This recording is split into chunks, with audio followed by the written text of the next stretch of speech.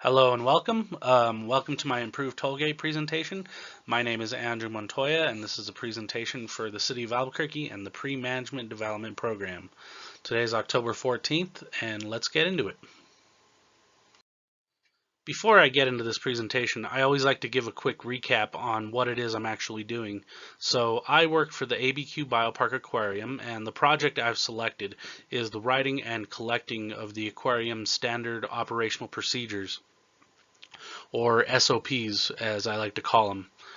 In the define tollgate phase, I went over on how I selected this project and why I felt that it was needed. We have no standard operational procedures for our small systems, only small little notes and knowledge is passed down word of mouth from aquarist to aquarist. And because of turnover, short staffing, things like that, which I go over in the measure phase tollgate, um, that is the reason why we do not have standard operational procedures inside of the aquarium. So again, this is something I'm writing, collecting, and this is just another process in improving the writing and collecting of the standard operational procedures. On the next part of this presentation, I'd like to go over some of the brainstorming that I went through in the improve phase. I'm going to be going over the 6 thinking hats along with a little brain thinking web that I came up with. The 6 thinking hats. This is a breakdown of an exercise that we did in the class and a homework assignment that we did of the 6 thinking hats. It is a brainstorming exercise to get you thinking outside of the box, and it's something that I actually really enjoyed. So the idea is you take your project, which mine is the writing and collecting of the standard operational procedures inside of the aquarium. And now in order to get this done, how are you going to get this done? Well, you want to put on different thinking hats and think of everything from the best case scenario all the way up to the worst case scenario. It was really fun. It's interesting because I'm really open with the crew, so I have no problem talking to my coworkers about this project, where I'm at in this project, and getting their input and feedback and incorporating that into my project. With this, it's a great exercise for someone that's working on something solo to get them thinking outside of their own, in a sense, the red hat, their gut feeling on how something should be done. The only one I really would like to go over is the yellow hat. The best case scenario would be that all individual systems are divided up equally amongst managers and aquarists and staff. Each aquarist will write SOPs for the system that are assigned. A deadline would be given and met. That is the best case scenario. Now, is that necessarily going to happen inside of the aquarium? I think not. Right now we're going through a lot of short staffing. Some aquarists have many systems, while other newer aquarists don't have as many. But again, it just gets you thinking in different ways on how this project is going to be completed. Now, along with the 6 thinking hats, I also came up with a quick little web of brainstorming on why we don't have standard operational procedures inside of the aquarium. Because this is something that should have been done a long time ago. So the question arises, why hasn't it been done? Well, in this breakdown, I went over a few aspects of it: accountability, the staff, management, priorities inside of the aquarium, short staffing and turnover, and knowledge and understanding of the individual systems. Now, at the core of everything, I do believe it's because of lots of turnover over the years and no one really taking the initiative to get this done, even with turnover happening. Now, that goes back to staff, and that also goes back to management. But with management, there's also accountability that we have to look at. And it says right there, management and staff should be writing these SOPs. Because whenever I brought this project forward to the staff, some people believed that it's out of their job descriptions to be doing this. Some people believe it should be management. I'm kind of in the middle on that. I think it should be both. I think there needs to be a process of management overlooking these SOPs to make sure that everything is right and correct, but also Aquarius staff need to understand that we are the experts on these systems and that we should be the ones writing these SOPs and taking more of a role in what it is that we do every single day. So again, this was just a quick breakdown of that thinking process and brainstorming. In this next part of the presentation, I will be going over the could be map. So in a previous assignment, we went over how things are now, and now I'm going to be talking about how they could be. Now, I can't mention how things could be without mentioning my previous as-is map. Now, it's a pretty simple breakdown of how things currently are inside of the aquarium, and a lot of these little boxes mention training. The way I look at standard operational procedures and training, they walk hand in hand. Now, my overall goal is to collect these standard operational procedures and give them out prior to training to use as a training tool. The way training happens now is that a new aquarist is hired and is handed over to an aquarist. The knowledge of these systems, and when I say systems, I'm talking about fish tanks, the knowledge of these systems and how they work is passed down from trainer to trainee. A manager may or may not be part of this process. A lot of the times the manager will say, okay, this person is yours, but there's also no deadlines given on when this person needs to be trained.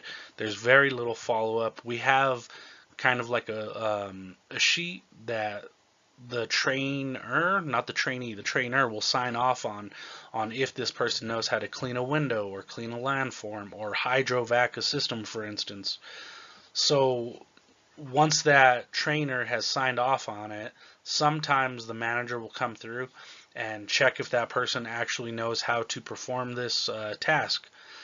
Again, it's kind of redundant. It's not a process I'm a fan of, and again, it's something that I'm trying to work on and fix. Again, it's a complicated process that doesn't produce the best results, and that is what we are trying to fix with our could be map. Now, this is my could be map. The idea being that the complicated process from the training beforehand that's happening now can be easily streamlined and simplified using a standard operational procedure. Now, the way I look at it is, let's say we're building a new system, and again, system, I'm talking about a fish tank. Let's say we're building a new fish tank, and we're going to put that into the aquarium. Well, the system comes online or is already online. The aquarist that handles the system or has the most expertise will write the SOP, and everything that's included in the SOP will be water quality, how to change a sock or a bag, how to do a water change, where does the water drain, where to get water. I mean, every little thing that you could imagine will be included inside of this SOP. When the aquarist writes the SOP, that'll be handed over to management for review.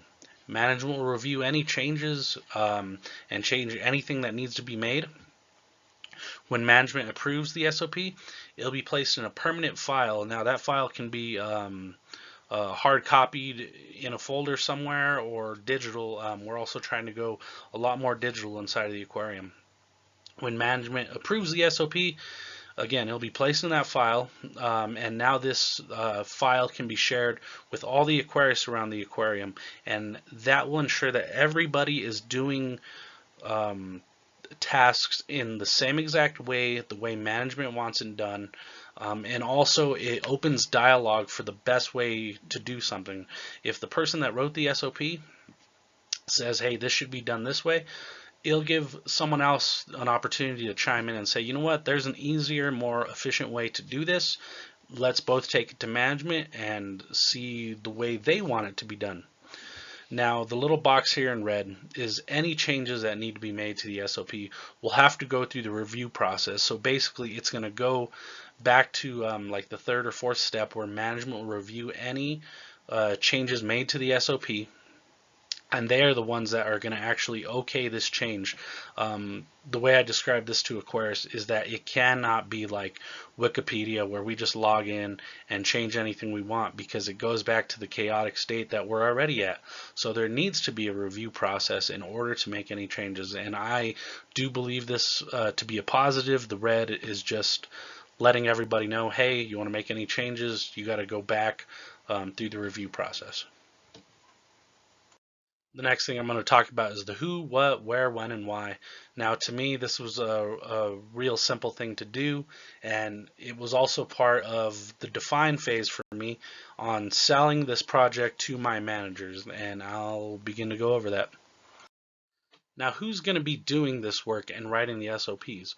Well, we are in-house. We're going to write all these SOPs. The Aquarius working with management in the breakdown of the could be mapping that I did, it's all right there. Aquarius write the SOPs, management is the one who reviews them and makes any edits or change.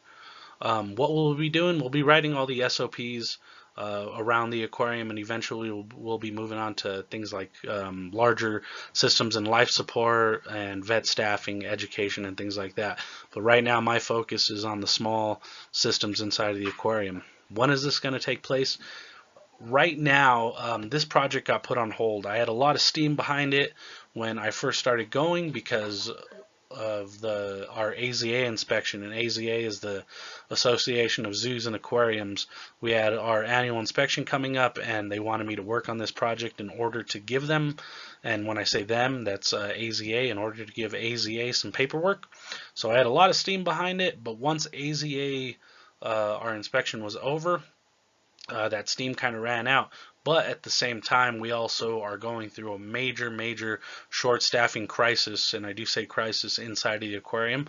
So right now, once we get fully staffed, management has assured me this is going to be again a priority inside of the aquarium. Where is this going to take place? This is all going to take place inside of the aquarium with our computers that we have there. And why does this need to be done? One, it's chaotic inside of the aquarium, as I've explained before. And two, this is a requirement of AZA. We do need standard operational procedures on all systems inside of the aquarium.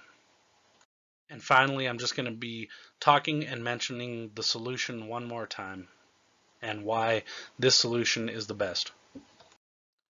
Now, what I'm trying to do here, and I love the phrase that I heard early in the pre-management development program.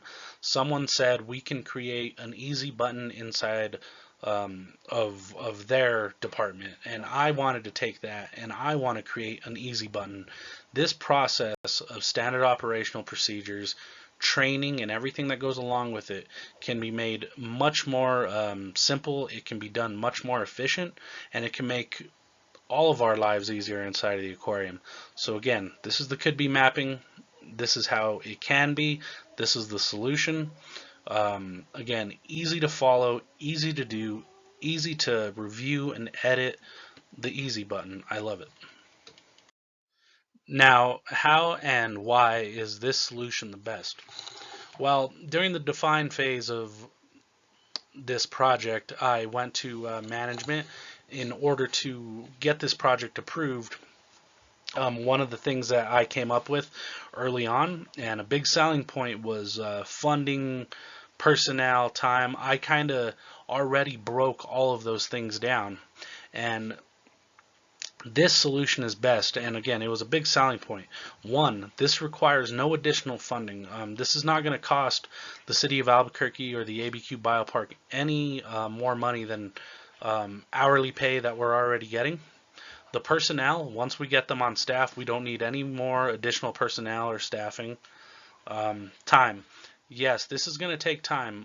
This is going to be several months of writing SOPs and going through the review process, a lot of which has already been done, but we're going to get back into that once we get fully staffed again. Materials. We don't need many materials. We have a couple computers inside of our laboratory inside of the aquarium, and we're going to be using those and putting those to work.